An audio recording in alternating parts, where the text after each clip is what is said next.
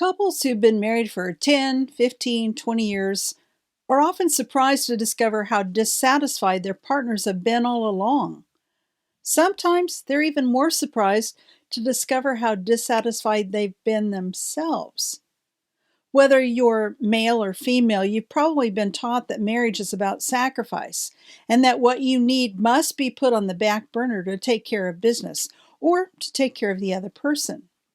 Of course, every couple encounters one or more situations where that's true for a period of time.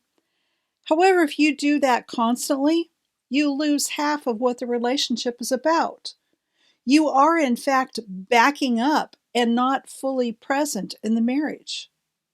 Unfortunately, we're often taught that marriage is not about sunshine, lollipops, and roses. Of course, life itself isn't without its challenges.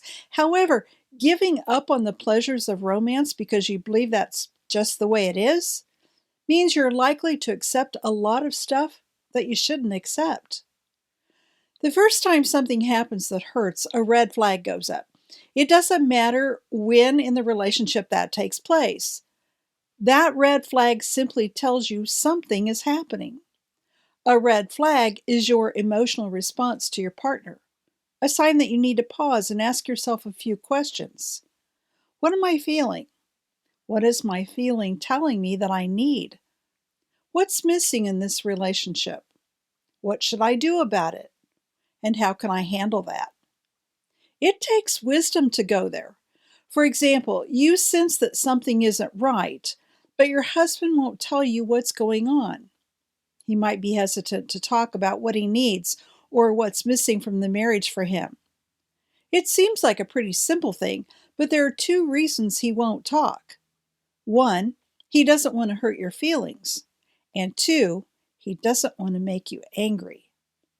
Chances are, if he brings up anything that he's not happy about, he'll get one of those two responses. Even with something simple, could you not fix that for dinner anymore? I really don't care for that particular dish. More than likely, his words are either going to hurt your feelings or you're going to get mad at him. He quickly learns that he can't go there. He starts to shut down and wouldn't dare bring up anything more important. When I talk to a man, I give them the opposite take on this.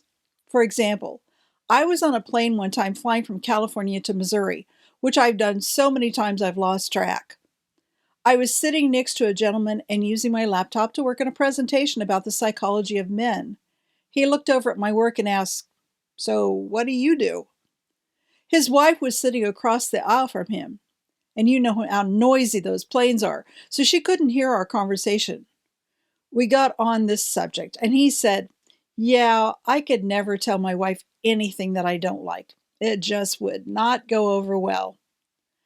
As always, I'm here to help, and I said, "Well, here's what you can do. Start off telling her something wonderful. Touch her, hold her, tell her how beautiful she is, how special she is. Then say, 'You know, there's one thing that I'd really like.' Then tell her what the problem is. Then go back and tell her again how much you appreciate her or something positive about her." He listened intently to my suggestion and replied, "You know what? I think that might work. Thanks." Because we were on a plane, I never heard what happened next, but I know I instilled some hope in him that he could share honestly and gently with her. However, when you put off sharing your thoughts and desires, when you don't talk about it the first time you're disappointed, you begin to build up anxiety, fear, anger, and even resentment. When you finally do say something, it's blown completely out of proportion. And there's no way you're going to get a positive response from a dramatic explication. Many teach that you should lower your expectations. Don't be selfish, don't talk about what you need, just take care of the other person. However, in a healthy marriage, the opposite is true. You must pay close attention to your own reactions to things. What does this feeling mean? What is it telling me that I need? What should I do with what I'm learning about myself? How do I approach my mate? How do I approach my mate sooner rather than later to make sure that hurtful stuff doesn't keep happening?